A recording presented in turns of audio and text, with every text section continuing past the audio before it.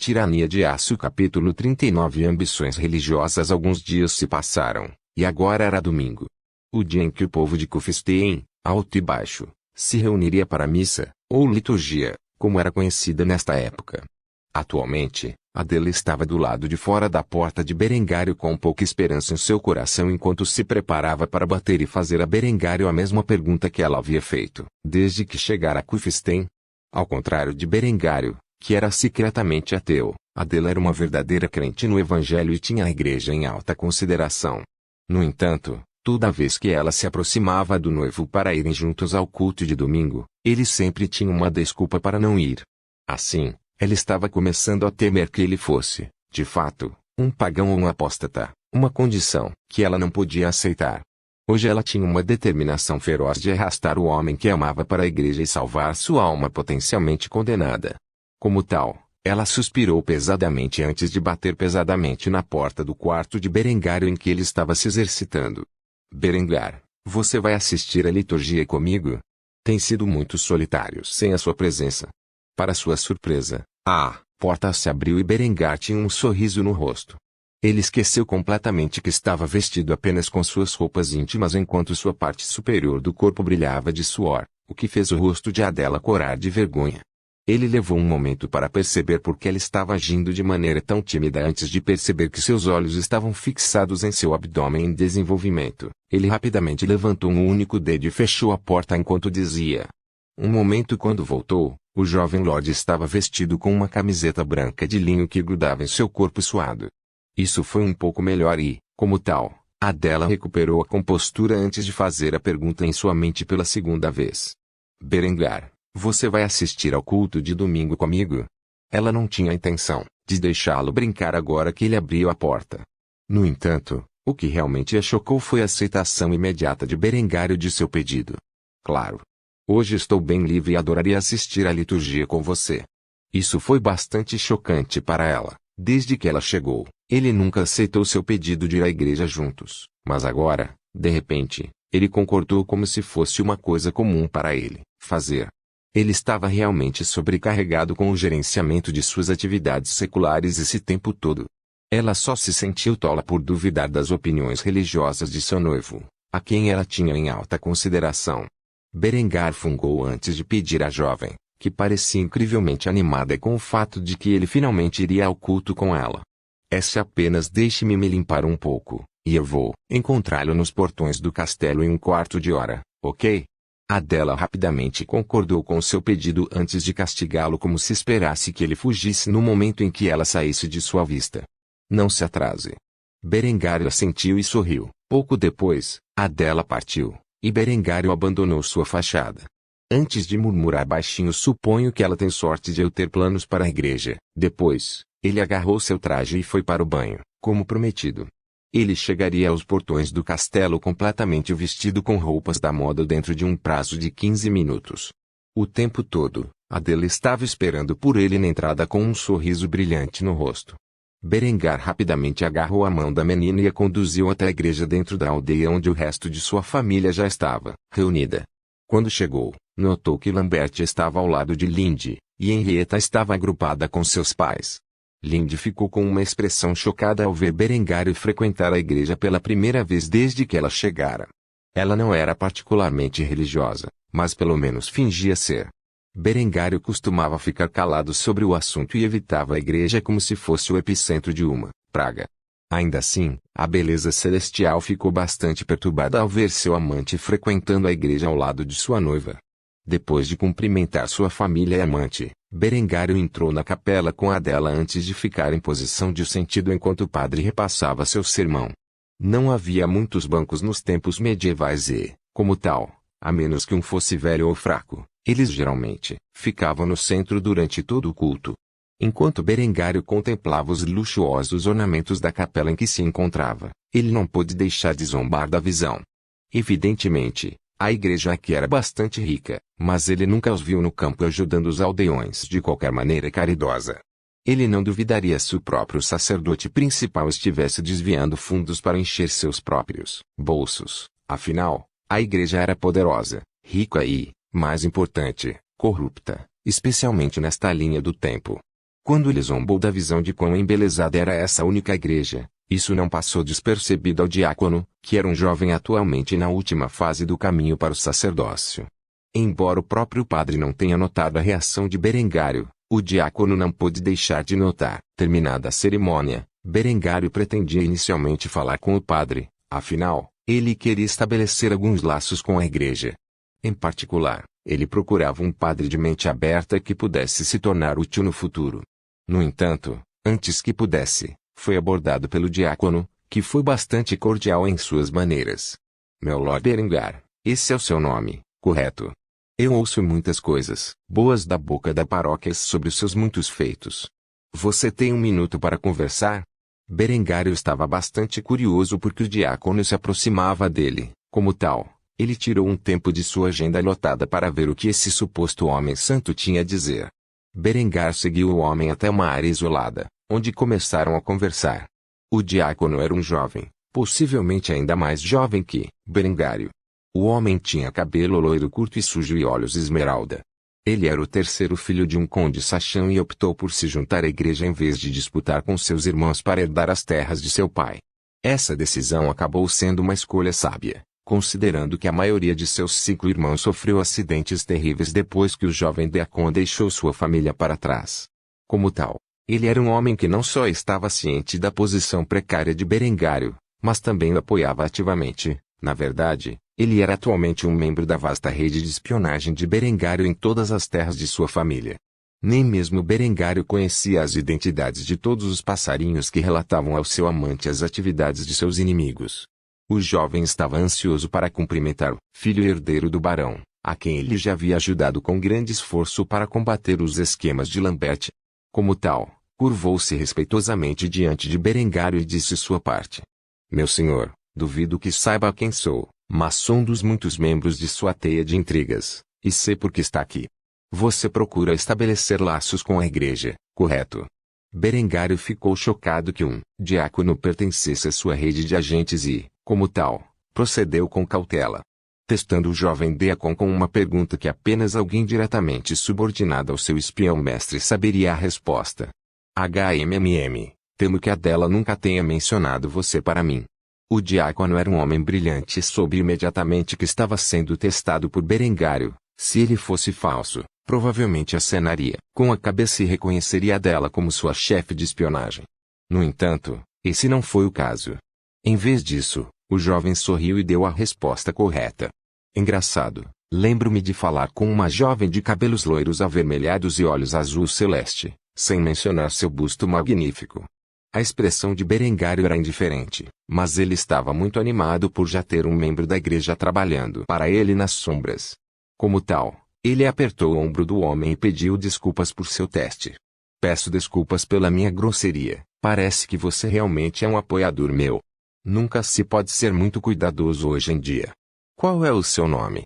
O homem sorriu muito depois de ouvir Berengário se desculpar por testá-lo. Ele realmente era um homem de caráter como ele tinha ouvido. Eu sou Ludolf, diácono desta igreja.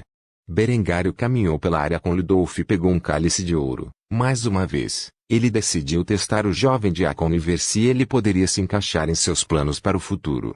Diga-me, Ludolf, o que você pensa do enfeite espalhafatoso que vemos ao nosso redor? Cruzes de ouro, cálices, candelabros e até rosários. Isso não é um desperdício dos fundos da igreja? Ludolf sorriu mais uma vez ao ouvir as opiniões de Berengário sobre os gastos inúteis da igreja. Eu não poderia concordar mais, meu senhor. Infelizmente, o padre desta capela e o bispo de Innsbruck se preocupam mais com as aparências do que em ajudar as pessoas comuns. Algo que ouvi dizer que você realizou muito bem em nosso lugar. Não importa onde eu vá, esse parece ser o status quo atual da igreja, sugando o dinheiro das pessoas como sanguessugas com promessas de salvação em troca de sua moeda suada. Usando-a para construir capelas luxuosas como esta. Gastar se você me perguntar. Os lábios de Berengário começaram a se curvar em um sorriso. Embora esse jovem possa não parecer muito, ele tinha o potencial de se tornar o Martinho Lutero deste mundo. Com a orientação certa e apoio, ele pode, muito bem quebrar o domínio do papado sobre os reinos da Europa. Algo que Berengário desejava muito. Se suas aspirações se tornassem realidade, então ele não poderia ter a igreja exercendo poder irrestrito em toda a Europa como atualmente. Ele precisaria começar uma revolução de dentro, e aconteceu que esse jovem diácono chamado Ludolf já tinha algumas ideias revolucionárias. Se empurrado na direção certa, ele poderia provar ser um poderoso aliado contra a autoridade da igreja. Assim Berengário decidiu agir como o diabo no ombro do jovem e guiá-lo para causar um grande cisma dentro do cristianismo. Ludolf, compartilho muitas das mesmas simpatias, é a razão pela qual não tenho ido ao culto ultimamente. Você gostaria de dar um passeio? Eu gostaria muito de discutir minhas preocupações sobre a direção que a igreja está tomando. Ludolf, um jovem de olhos arregalados e fiel, preocupado com a má conduta da igreja, aceitou a palavra desse jovem aparentemente benevolente e o seguiu em uma caminhada. Os dois teriam uma discussão excepcionalmente longa sobre a diferença entre a autoridade secular e espiritual e a separação entre igreja e Estado. Quando os dois terminaram de falar, várias horas se passaram, e Ludolf sentiu como se tivesse sido iluminado por Berengário, que agia como se fosse um homem piedoso preocupado com a corrupção eclesiástica e seus efeitos sobre os povos da Europa. Assim Berengário não só ganhou mais apoio de Ludolf em sua guerra de intriga contra seu irmão, mas também em sua futura luta contra a igreja e seu poder excessivo. Uma coisa era certa, este homem teve grande importância para Berengário. Depois de enviar Ludolf de volta à capela com muito em que pensar, Berengário voltou para casa, onde jantou com a família. Adela ficou satisfeita por ele ter ido à igreja com ela. Embora Linde olhasse estranhamente, ela tinha muitas perguntas sobre por que ele ia à igreja e com quem passava a tarde. No entanto, agora não era o momento para o tema. Depois de compartilhar uma refeição com sua família, Berengar tomou banho e depois voltou para seus aposentos, onde desenvolveu ainda mais os planos para a futura cidade de Kufstein. Pouco depois, ele ouviu uma batida em sua porta e abriu para encontrar Linde, que saltou em seus braços. Berengar aceitou seu abraço enquanto fechava a porta com um chute. Depois de se beijarem apaixonadamente por vários momentos, Linde se separou e, finalmente fez ao pai de seu filho a pergunta em sua mente. Você não parece o tipo de homem que leva o evangelho a sério. Por que você foi à igreja? Berengário não pôde deixar de rir enquanto se sentava na cama e servia um pouco de vinho para si e para o seu amante. Depois de tomar um gole do cálice, ele respondeu honestamente à pergunta. Tenho planos para a igreja. Não vou mentir, procuro destruir seu domínio sobre essas terras e seu povo por qualquer meio necessário. Verdadeiramente, acho que a hipocrisia, corrupção e poder da igreja neste mundo ser espantoso. Linde ficou bastante chocado com suas ambições. A igreja manteve uma autoridade significativa sobre a Europa por séculos, mas o homem que ela amava alegou que queria trazer àquela era um fim repentino e implicava o uso da força para alcançar seus objetivos. Embora não fosse religiosa, ela compreendia o poder significativo da igreja. Não seria uma tarefa fácil. Você sabe, se a notícia de seus planos se espalhasse, a igreja o declararia herege. S. Berengário quase engasgou com o vinho ao rir do comentário de Linde. Deixe-os vir, não confio na proteção de Deus. Em vez disso, confio no trovão das armas e nos homens, que as empunham. Os soldados vencem as guerras, não a fé, e em pouco tempo, meu exército rivalizará com o lendário poder de o reino dos céus. Embora estivesse exagerando, não era mentira dizer que seus exércitos estavam se tornando muito bem equipados e treinados, melhores do que qualquer outra força no mundo atual. Mesmo que eles apenas agissem como uma milícia no momento, eles se tornariam o núcleo de seu poder quando ele herdasse esta terra. Seu número aumentava cada dia, e agora que ele estava produzindo armaduras adequadas ao lado de suas armas, Berengário sentiu como se seu exército pudesse facilmente enfrentar uma força 5 vezes maior no campo de batalha. Afinal, suas armas eram mais do que eficazes contra as maiores unidades da época e, com as táticas certas, ele poderia superar qualquer inimigo. Com o tempo, suas armas seriam ainda mais eficientes e, a essa altura, ninguém poderia detê-lo. Na verdade, a religião tinha o propósito de servir aos muitos planos de Berengário, mas uma igreja que se recusava a ceder à sua vontade não o fazia. Berengário faria uso das escrituras e do conceito de divindade em seus futuros esforços de propaganda. Embora ele pessoalmente não acreditasse em tais coisas, ele percebeu que a religião desempenhava um papel importante no funcionamento da sociedade. Como tal, Ele tinha planos para uma reforma da igreja, cuja extensão dependeria de Ludolf e daqueles que apoiariam seus esforços futuros. Quanto ao catolicismo e autoridade do Papa sobre assuntos seculares, ele nunca reconheceria tal coisa. Essa recusa inflexível em si, curvar a vontade da igreja levaria a muitos conflitos com o papado em um futuro próximo. Linde não sabia o que dizer depois de ouvir tal discurso. O Berengar era um louco, ou realmente tinha capacidade de mudar o mundo. Pessoalmente, ela não se importava se o poder da igreja sobre essas terras entrasse em colapso e apoiasse as crescentes ambições do homem ao seu lado. Depois de terminar o vinho, os dois tiraram seus trajes luxuosos e se abraçaram na escuridão da noite. Pelo resto de suas horas de vigília, eles desfrutaram intimamente da companhia um do outro. Tirania de Aço capítulo 40. Pegou em ato Berengar e olhou para o mosqueteiro que estava no campo de testes. Em suas mãos estava um pequeno dispositivo esférico de aço com um fusível saindo de sua parte superior. Na outra mão, estava um fósforo lento em que o soldado acendia o pavio. Após a ignição bem-sucedida, o homem arremessou o dispositivo esférico para uma distância segura e rapidamente procurou refúgio atrás da cobertura fornecida. Em segundos, ocorreu uma explosão estrondosa, e estilhaços foram enviados em todas as direções, destruindo os bonecos de palha compactados em que haviam caído perto.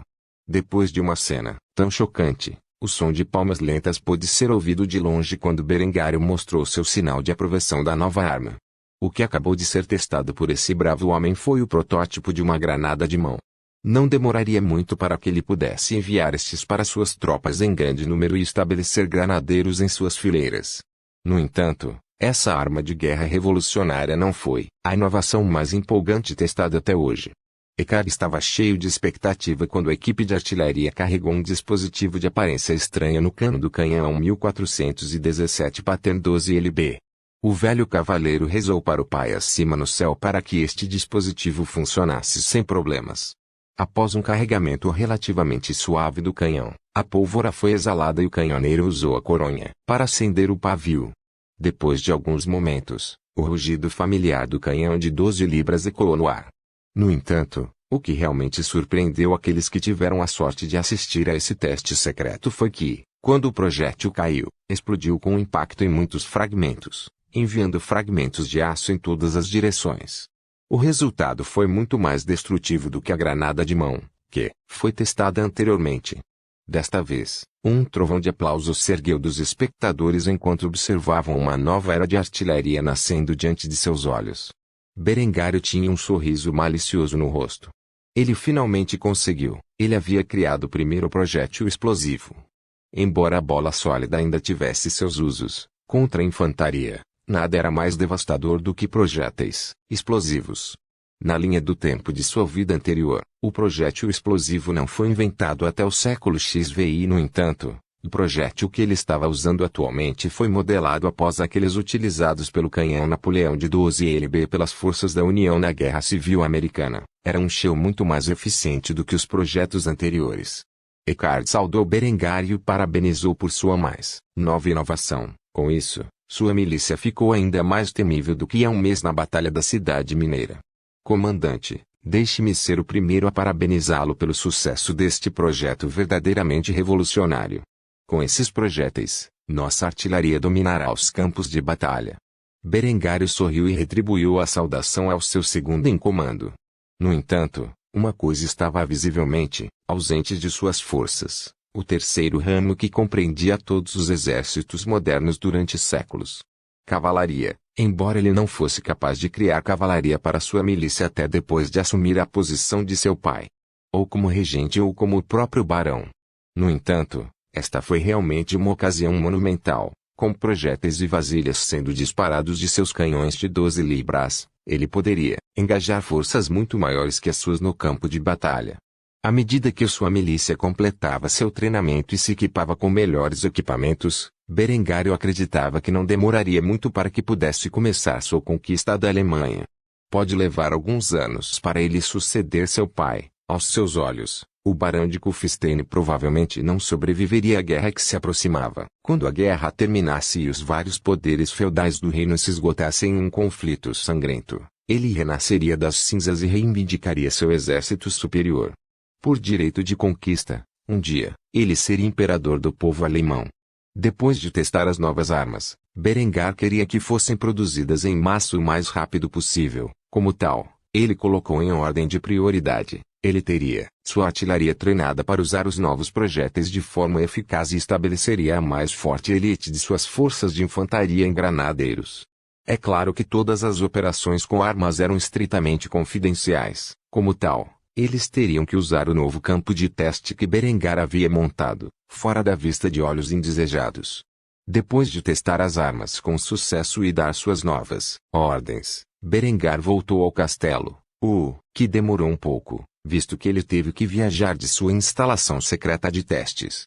Quando voltou, viu Adela e Henrietta brincando nos corredores do castelo. Eles não eram muito distantes em idade e estavam se dando esplendidamente.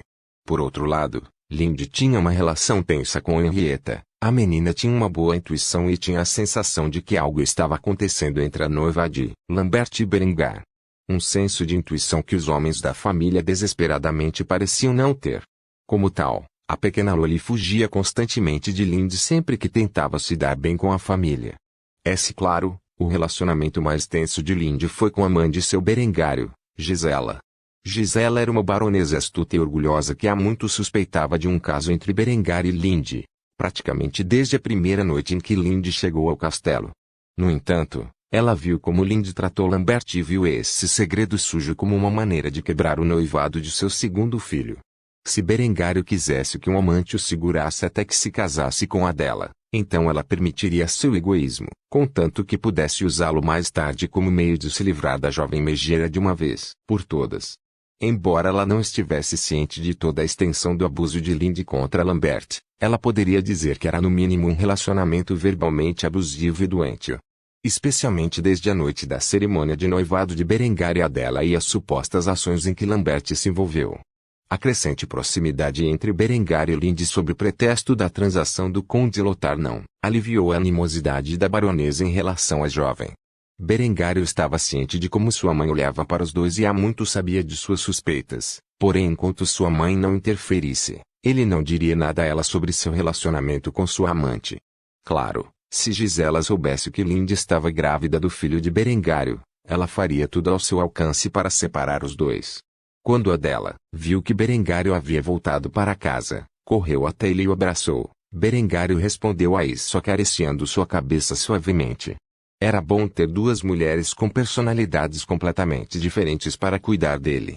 Ele jurou que nunca desistiria desse estilo de vida e nunca complicaria ainda mais adicionando mais mulheres à mistura. Ele cuidava de ambas as mulheres igualmente, pois ambas serviam seus próprios papéis únicos em sua vida. Passado algum tempo, Adela largou Berengário e fez-lhe a pergunta que tinha na cabeça. Você terminou o trabalho do dia? Berengário sorriu e acenou com a cabeça para sua noiva antes de perceber Henrietta se aproximar dele com uma expressão tímida. Irmão mais velho, você vai brincar com a gente? Berengar riu levemente quando a pequena Loli agarrou seu torso e abraçou o outro lado dele. Ele pensou por um momento e então decidiu entreter as duas garotas, que estavam no meio de um jogo imaginário. Um dia dela era a princesa da coroa, que foi capturada por uma bruxa malvada. Berengário desempenhou o papel do valente cavaleiro enquanto atravessava as muralhas do castelo e resgatou a princesa das garras perversas de Henrietta, que fazia o papel de uma bruxa malvada. Berengário sentiu-se bastante envergonhado de jogar jogos tão infantis na sua idade e agradeceu que as câmeras de vídeo não existissem nessa época.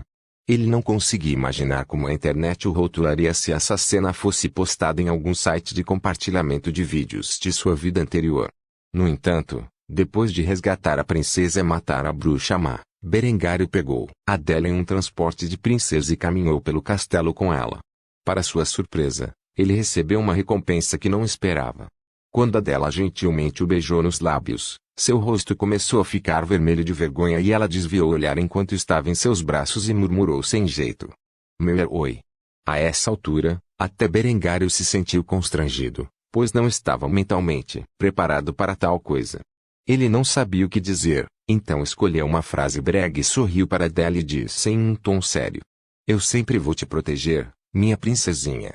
A cena foi repugnante para Lindy enquanto ela observava no canto, Foi só quando os olhos de Adela encontraram os seus com um olhar furioso que a jovem beldade percebeu que sua pequena rival estava ciente de sua presença que Adela havia feito isso deliberadamente para marcar seu território. Lindy achou fofo que a garotinha considerasse aquele leve beijinho nos lábios um beijo.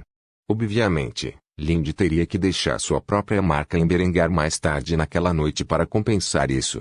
Depois de ver que Lindy assistiu a toda a sua performance, o coração de Berengário implodiu imediatamente.